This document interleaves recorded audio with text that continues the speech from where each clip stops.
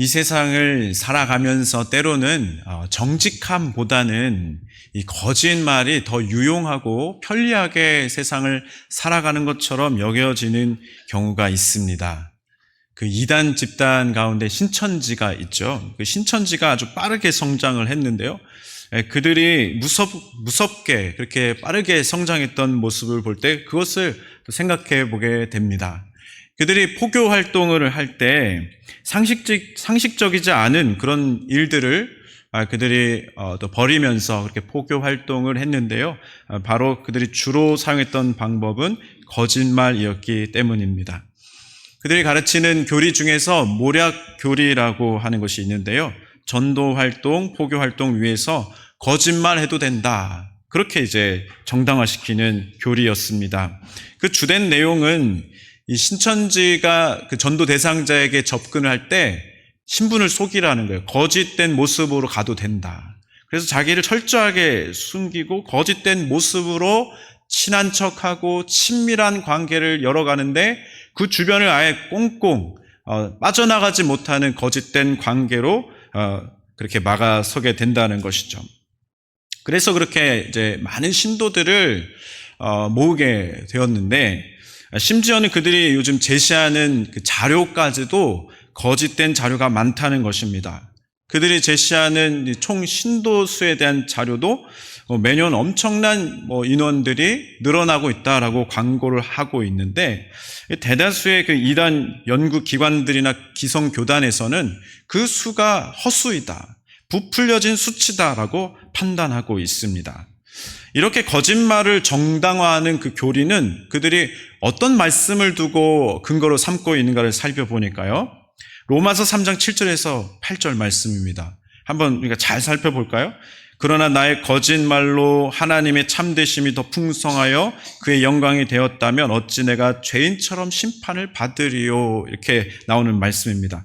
8절은 우리 같이 한번 읽어볼까요? 시작. 또는 그러면 선을 이루기 위하여 악을 행하자 하지 않겠느냐.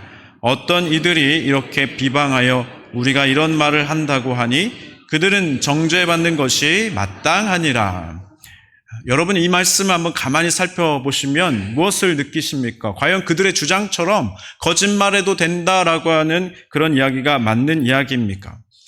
사실 그렇지 않은 것이죠. 사도 바울은 이 말씀을 자신을 향해서 비방하는 자들에 대해서 반박하는 그런 말씀으로 이 서신서를 보냈던 것입니다.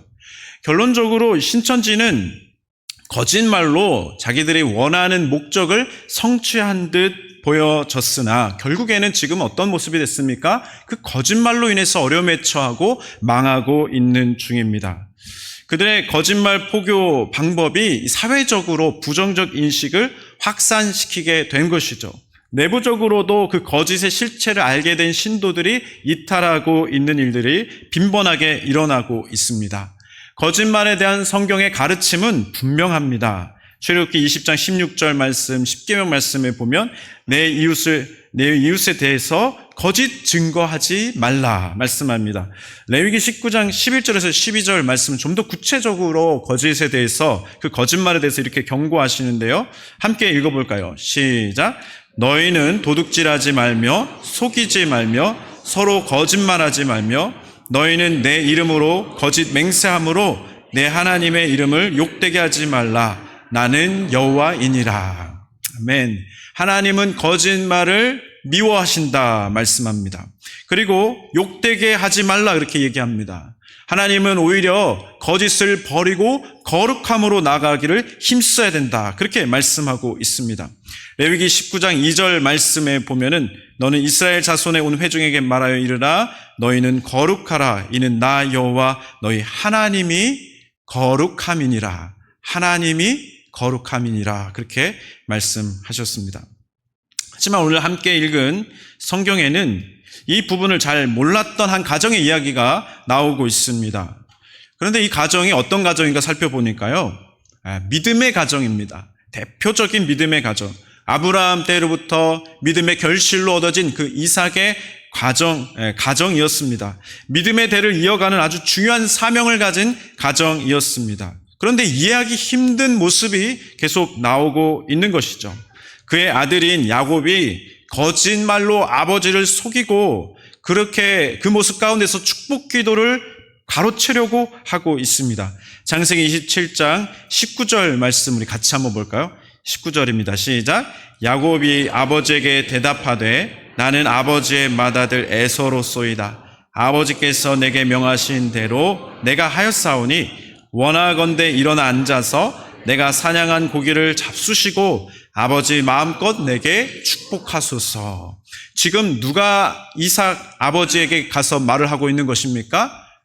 야곱이 나는 에서입니다. 첫째 아들 에서가 왔습니다. 속이면서 이야기하고 있습니다. 내게 마음껏 축복하소서. 야곱이 말하면서 에서인 척하고 있습니다. 명색이 대표적인 믿음의 가정인데 아버지와 아들 간에 이런 일이 일어날 것이 누가 상상할 수 있는 모습입니까? 야곱은 왜 이렇게 거짓말을 하면서라도 아버지의 축복 기도를 받고자 했던 것입니까? 그것은 야곱의 출생 시에 일어났던 일부터 우리 보면 알 수가 있는데요. 짧은 순간이었지만 야곱은 안타깝게 그 장자권을 놓쳐버렸다라고 생각했기 때문입니다. 야곱은 에서와 함께 어머니의 뱃속에서 그 형과 계속 경쟁했던 모습이 있었습니다. 창세기 25장 24절에 보면은 그 해산기한이 찬즉 태에 쌍둥이가 있었다. 쌍둥이로 있으면서 누가 먼저 태어날 것인가에 엄청난 경쟁을 했다는 것이죠. 그 최근에 아주 근소한 차이로 그렇게 1등과 2등이 갈라지게 된 경기가 있었는데요. 그 육상 경기에서 100m 단거리 경기에서 나온 것이 아니라 장거리 경기에서 마라톤 경기에서 1등과 2등이 엄청나게 근소한 차이로 또 서로의 등수가 갈리게 된 모습이 있었습니다. 도쿄 그 세계 육상 성수권 대회 마라톤 경기에서 그 기록이 나왔는데요. 1등과 2등의 차이가 0.03초라는 거예요. 0.03초. 이 사진이 나와 있는데요. 이 결승선에 지금 두 선수가 거의 동시에 들어오고 있습니다. 여러분 누가 1등 같아요? 네? 파란색? 노란색? 논쟁이 한참 뜨거워질 것 같아서 제가 정답을 말씀드리겠습니다. 파란색 선수가 0.03초의 간격으로 금메달을 얻게 되었다는 것이죠. 근데 원래는 이 옆에 노란색 입은 그 선수가 1등으로 계속 달리고 있었습니다. 마지막에 역전당한 거예요. 0.03초 만에 금메달을 뺏기게 된 것입니다. 얼마나 안타까웠겠습니까? 이 인터뷰에서 이런 얘기를 합니다. 마라톤에서 이런 일은 처음입니다. 이런 얘기하면서 자기는 마라톤 선수인데 마치 그 마지막 순간엔 100m 달리기 선수처럼 뛰었다는 거예요. 그러고도 자기는 이길 거라고 굳게 믿었는데 결국에는 아주 근소한 차이로 이제 지게 되니까 마음 한구석 매우 슬픕니다. 이런 인터뷰를 했다는 것이죠.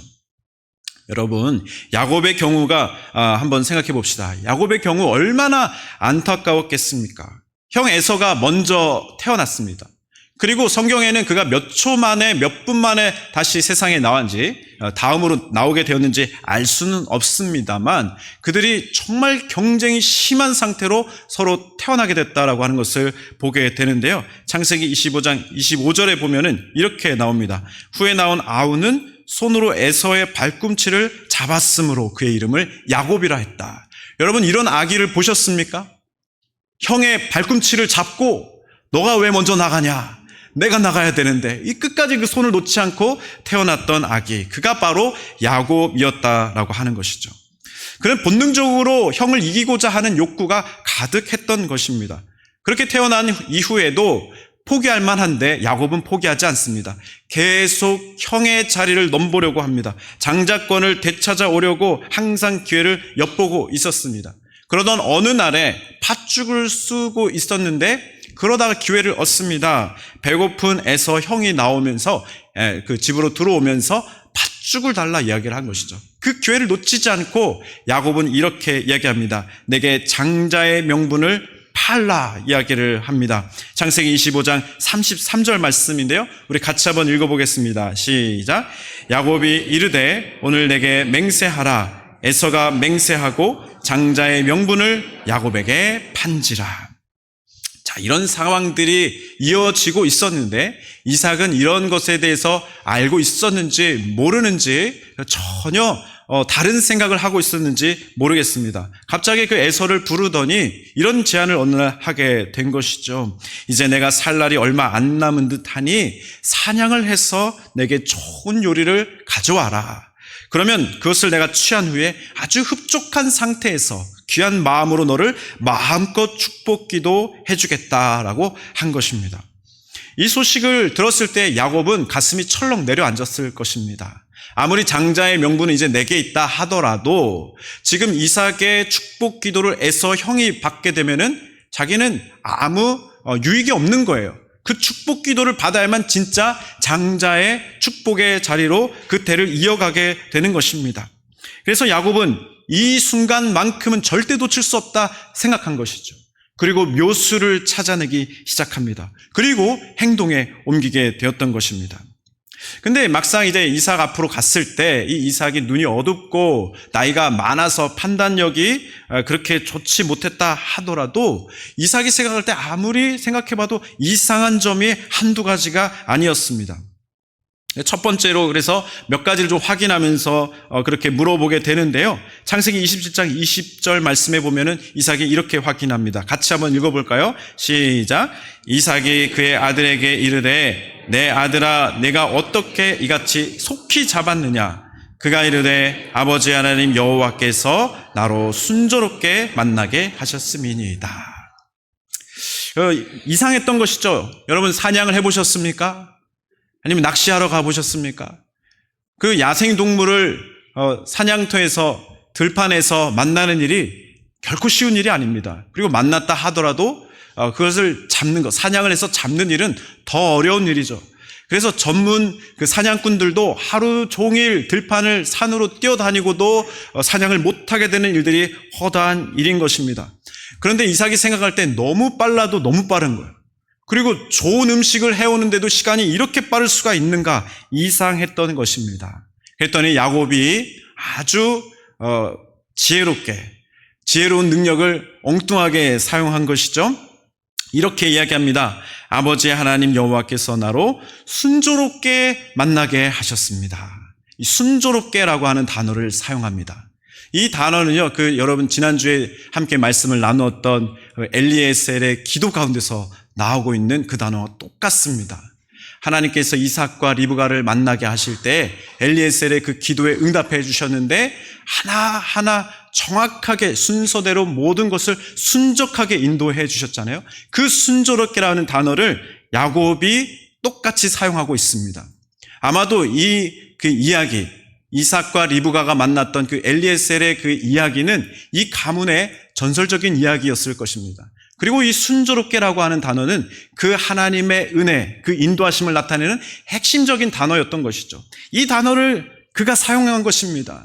하나님께서 이번에도 순조롭게 도와주셨습니다. 아버지 의심하지 마십시오. 하나님이 도와주신 거죠. 이런 얘기를 한 것입니다.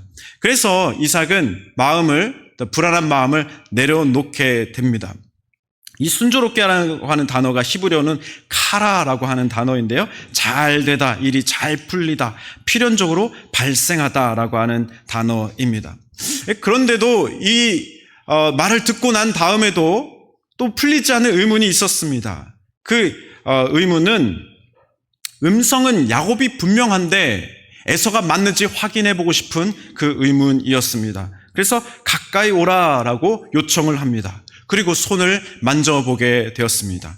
하지만 그 부분도 야곱은 철저하게 준비를 해놓은 터였습니다. 염소의 털로 그 팔을 두르고 있었던 것이죠. 팔을 만져보니 털이 많았던 에서의 손과 흡사했습니다. 그래서 이삭이 고개를 갸우뚱거리면서 이게 무슨 상황이지? 야곱의 음성인데 손은 에서의 손이구나라고 하면서 결국은 축복 기도를 해주게 되었습니다. 야곱은 목표한 바를 다 이루게 됩니다. 하지만 이 이야기를 듣는 우리의 마음은 불편합니다. 왜냐하면 믿음의 사람으로서 어울리지 않는 모습이 계속 나오고 있기 때문에 그렇습니다. 지극히 인간적인 방법을 동원해서 축복 기도를 받아냈기 때문이죠. 왜 이런 일들이 계속되고 있었던 것입니까? 근데요, 더 충격적으로 보이는 것이 있습니다. 이것을 주도하고 있는 사람이 야곱이 아닙니다. 리브가였음을 보게 됩니다. 창세기 27장 15절부터 17절까지의 말씀에 보면 그것이 나오고 있는데요. 제가 먼저 봉독하겠습니다. 리브가가 집안 자기에게 있는 그의 맏아들 에서의 좋은 의복을 가져다가 그의 작은 아들 야곱에게 입히고, 그 다음부터 같이 한번 볼까요? 시작. 또 염소 새끼의 가죽을 그의 손과 목에 매끈매끈한 곳에 입히고 자기가 만든 별미와 떡을 자기 아들 야곱의 손에 주니. 이 일에 대해서 주도하고 있는 사람은 리브가였습니다. 이삭이 그토록 사랑했던 그 리브가. 그리고 그 야곱은 그 어머니의 말을 따라서 그저 앞으로 나아가고만 있는 모습이 나오고 있습니다. 근데 처음부터 야곱은 이 일에 대해서 두려워하는 모습이 있었습니다. 만약에 발각이 되면 축복이 아니라 저주를 받게 될 것이 두려웠기 때문입니다. 근데 리브가가 아주 강력한 말로 그를 보냅니다. 야곱을 이삭에게로 보내고 있습니다. 그리고 축복 기도를 반드시 가로채야 한다라고 주도하고 있습니다. 창세기 27장 13절 말씀에 이렇게 이야기하는데요. 어머니가 그에게 이르되 내 아들아 너의 저주는 내게로 돌리리니 내 말만 따르고 가서 가져오라. 내 말만 따르고 내가 시키는 대로 하면 이 일은 틀림없이 잘 될 것이다 이야기하고 있습니다. 믿음의 조상의 그 계보에서 또 믿음의 가문에서 이런 일이 일어났던 것이죠. 나중에 이 일이 밝혀지고 난 다음에 이삭의 마음이 어떠했을까요? 나중에 이 일이 다 밝혀지고 난 다음에 에서의 마음은 어떠했겠습니까? 에서는 야곱을 죽이고 싶을 정도로 미워했다. 그렇게 나오고 있습니다. 창세기 27장 42절 말씀입니다. 우리 같이 한번 읽어볼까요? 시작. 그의 아버지가 야곱에게 축복한 그 축복으로 말미암아 에서가 야곱을 미워하여 심중에 이르기를 아버지를 곡할 때가 가까웠음즉 내가 내 아우 야곱을 죽이리라 하였더니. 이삭이 살아있는 동안에는 내가 참겠으나 이제 곧 아버지가 하늘나라에 가면 내가 가만 안 두겠다. 이런 마음을 먹고 있습니다. 거짓과 탐욕과 그 결말이 어떠한지를, 그 무서운 결과를 우리가 주목해 볼 수 있어야겠습니다. 야곱과 리브가의 이 거짓과 탐욕으로 인해서 그 가정이 산산조각 나버렸습니다. 평화는 깨어졌습니다. 사랑이 사라졌습니다. 미움과 살기가 가득한 곳이 되어버렸습니다. 거짓말은 하나님께서 미워하시는 행위이기 때문인 것이죠. 하나님과의 관계가 끊어질 수 있는 것입니다. 하나님이 예비해 놓으신 그 축복에서 멀어지게 되는 결과가 바로 그 거짓말을 통해서 맞이할 수 있게 된다는 것을 우리는 기억해야 됩니다. 잠언서 12장 22절 말씀에 이렇게 나옵니다. 거짓 입술은 여호와께 미움을 받아도 진실하게 행하는 자는 그의 기뻐하심을 받느니라. 거짓말하는 그런 자들에 대해서 요한계시록에서는 더 무섭게 경고하고 계시는데요. 흉악한 죄인들과 동급으로 취급을 하십니다. 요한계시록 21장 8절 말씀입니다. 같이 한번 읽어볼까요? 시작. 그러나 두려워하는 자들과 믿지 아니하는 자들과 흉악한 자들과 살인자들과 음행하는 자들과 점술가들과 우상숭배자들과 거짓말하는 모든 자들은 불과 유황으로 타는 못에 던져지리니 이것이 둘째 사망이라. 타는 그 불못에 던져질 사람의 그 목록 가운데 거짓말하는 자가 포함되어 있습니다. 이렇게 끔찍한 결과를 가져올 일에 대해서 그들은 왜 두려워하지 않았던 것입니까? 그리고 담대하게 그 일들을 추진해 나아갔던 것입니까? 그 이유를 살펴보면 첫 번째로 이삭과 리브가가 이 일에 대해서 무지했다는 것입니다. 그리고 그 가정의 일들을 이루며 나아갈 때에 하나님의 방법보다는 사람의 방법을 취했다라고 하는 것을 보게 됩니다. 그 자녀들을 양육할 때도 보면은 조건적인 그런 사랑으로 그들을 편애했던 것이 나타나고 있는데요. 창세기 25장 28절에 보면 이삭은 에서가 사냥한 고기를 좋아함으로 그를 사랑하고 리브가는 야곱을 사랑했다. 그렇게 나오고 있습니다. 여러분, 우리가 속해 있는 그 공동체에서 우리는 모두를 사랑으로 섬기고 골고루 우리의 마음을 나눠줄 수 있는 지혜로운 자가 될 수 있기를 바랍니다. 우리의 가족들을 대할 때도 어느 한 식구만 그렇게 챙기는 것이 아니라 우리 모두를 챙길 수 있는 그런 화목한 가정이 될 수 있기를 바랍니다. 하나님의 사랑은 차별이 없는 사랑입니다. 하나님의 사랑을 덧입은 사람은 모두에게 공평한 마음으로 모두를 그렇게 차별 없이 섬길 수 있는 사랑의 사람이 될 수 있는 것이죠.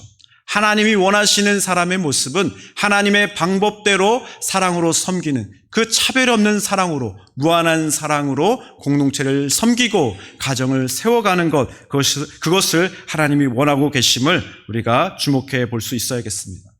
두 번째 이유로는 특별히 리브가에 대해서 우리가 볼 수 있는데요. 하나님의 일이 어떻게 성취되는지에 대해서 무지했던 것을 볼 수 있습니다. 원래 이 리브가는요, 처음에 이 아들들이 태어날 때 하나님으로부터 기도하면서 받은 말씀이 있었습니다. 이 둘째가 첫째보다 크게 될 것을 리브가는 알고 있었습니다. 그런데 그것을 이루며 나아가는 일 가운데에서 하나님의 방법을 선택하지 못하고 무지했기에 인간적인 방법으로 그 일을 성취하고자 했습니다. 창세기 25장 23절 말씀인데요. 같이 한번 더 읽어볼까요? 시작.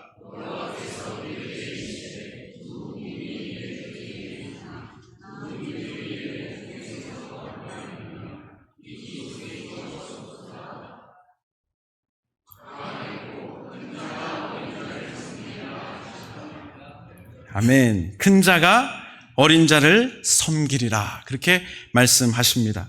리브가는 이 기도하면서 이 말씀을 받았는데, 이 야곱이 하나님의 이 말씀을 받아서 정말 더 잘 돼야 되겠구나. 그런 바람이 있었던 것으로 보입니다.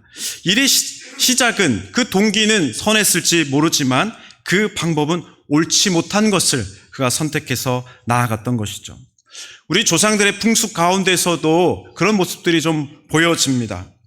옛날에 그 풍습 중에 자식들이 잘 되게 하기 위해서 얼마나 정성을 들여서 지켜왔던 풍습들이 있었습니까? 그 중에 한 가지를 보면요, 이 정월 대보름날 새벽에 그 우물물을 떠와야 되는 그런 풍습이 있었다고 합니다. 그래서 남보다 먼저 그 우물에 가서 물을 깃는 일을 해야 되는데, 그냥 새벽도 아니고 닭이 울기 전에, 새벽닭 울기 전에, 그럼 도대체 몇 시에 가야 되는 겁니까? 새벽닭 울기 전에 목욕제기를 하고 그렇게 우물물을 떠와야 그 물이 용의 신령한 힘이 담겨있는 그런 물이 된다라고 그 미신을 믿었던 것이죠. 그 물을 마시고 그 물을 가져온 가정은 더 잘 될 것이다, 풍년을 이룰 것이다 라고 하는 잘못된 신앙이 있었던 것입니다. 동기는 선했을지 모르지만 영적으로 무지했기 때문에 그런 풍습을 전통으로 철저하게 지켜왔던 모습들이 우리 한국의 어머니들 가운데 있었던 것이죠. 근데 그 삶 가운데에서 제대로 된 영적 지식으로 바뀌어졌을 때 어떤 일이 일어났습니까? 나중에는요, 새벽 기도를 깨우는 영성으로 바뀌어지게 된 것이죠. 새벽을 깨우며 주님 앞에 기도로 나아갔던 그 한국의 어머니들의 기도가 있었기 때문에 가정이 복을 받고 우리나라가 복을 받고 한국교회의 부흥이 일어나게 된 줄로 믿습니다. 근데 리브가는요, 하나님께서 이루어 가실 일들에 대해서 올바른 믿음과 영적인 지식이 없었던 것입니다. 그래서 인간적인 방법으로 수단과 방법을 가리지 않고 그 목적을 성취하고자 했습니다. 그것이 나중에는 도를 넘어서게 되었고, 그것을 통해서 평화로웠던 가정이 깨어지게 되었습니다. 사랑하는 가족들의 마음이 상하게 되었고, 사랑하는 아들이 가족의 품을 떠나서 수십 년 동안 돌아오지 못하게 되는 결과도 맞이하게 되었습니다. 하나님의 일은 하나님께서 기뻐하시는 방법으로 이루어 가야 하는 것입니다.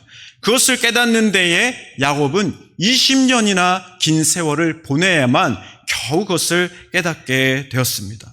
그동안의 온갖 수모와 배신과 고난의 험악한 세월을 보내고 난 뒤에 그는 인간적인 방법으로 살아왔던 그 야곱의 삶을 하나님 앞에서 내려놓을 수 있었습니다.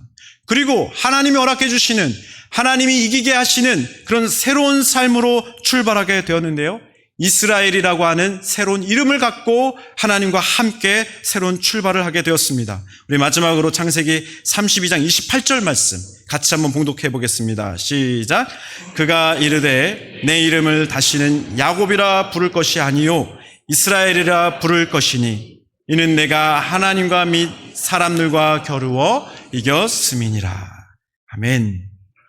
하나님께서 우리 가정에 복을 주시고 크신 뜻을 성취하고자 하실 때에 우리는 어떠한 삶으로 주 앞에 나아가야 하겠습니까?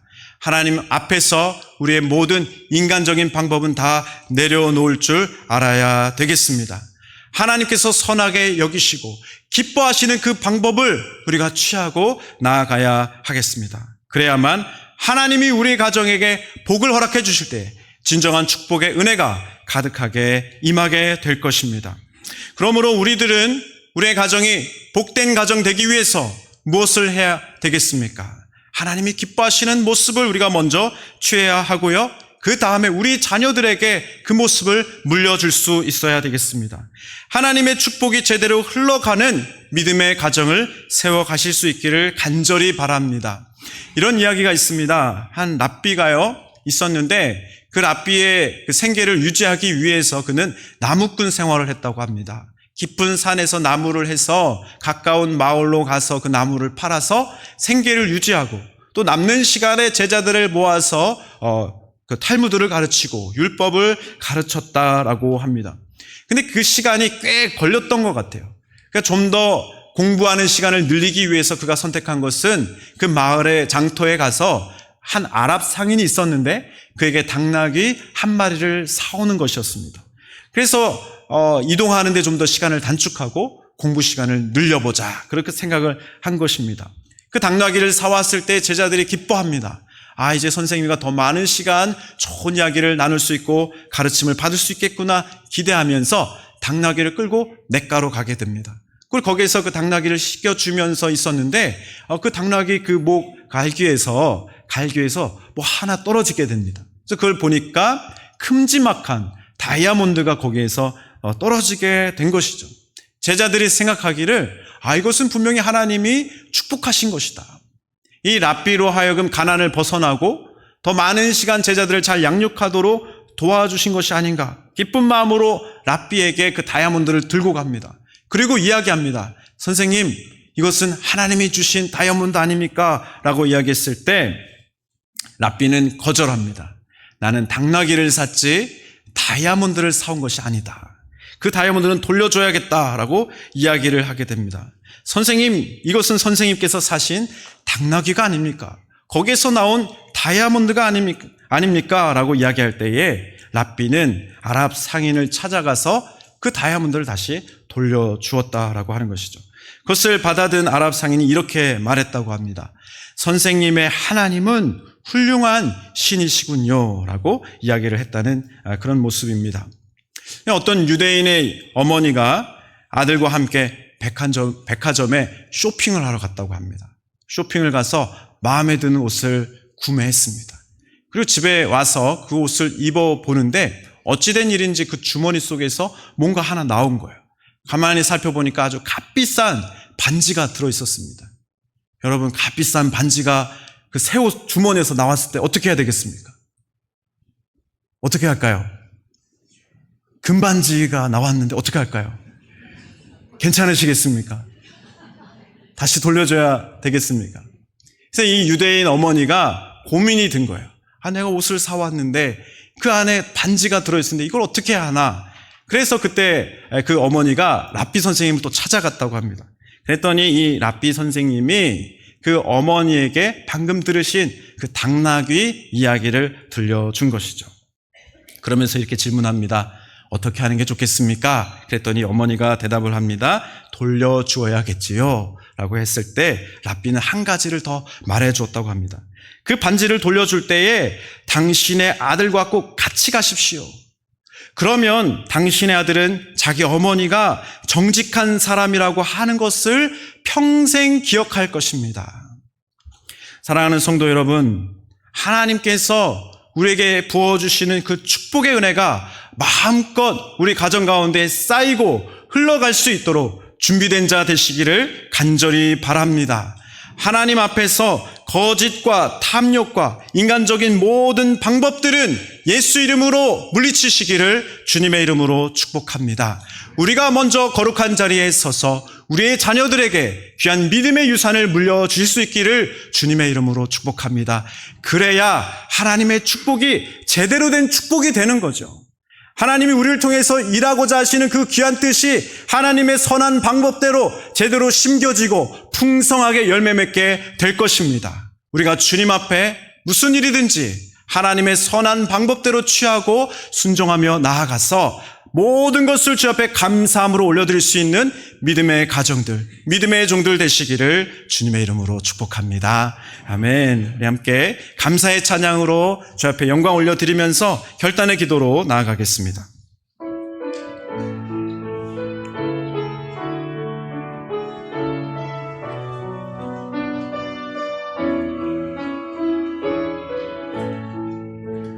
날 구원하신 주 감사, 모든 것 주심 감사, 지난 추억이 내 감사, 주 내 곁에 계시네. 향기로운 봄철의 감사, 외로운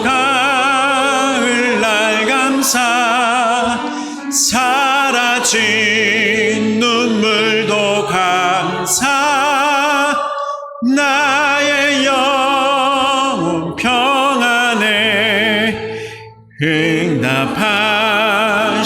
기도 감사, 거절하신 것 감사, 해처럼 높으신 감사, 모든 것 채우시네. 아픔과 기쁨도 감사, 절망 중 위로 감사, 증량 못할 은혜 감사, 크신 사랑 감사해. 길가에 장미꽃 감사, 장미꽃 다시 감사, 따스한 사랑의 가정, 일용할 양식 감사, 기쁨과 슬픔도 감사, 하늘 평안을 감사, 내일의 희망을 감사, 영원토록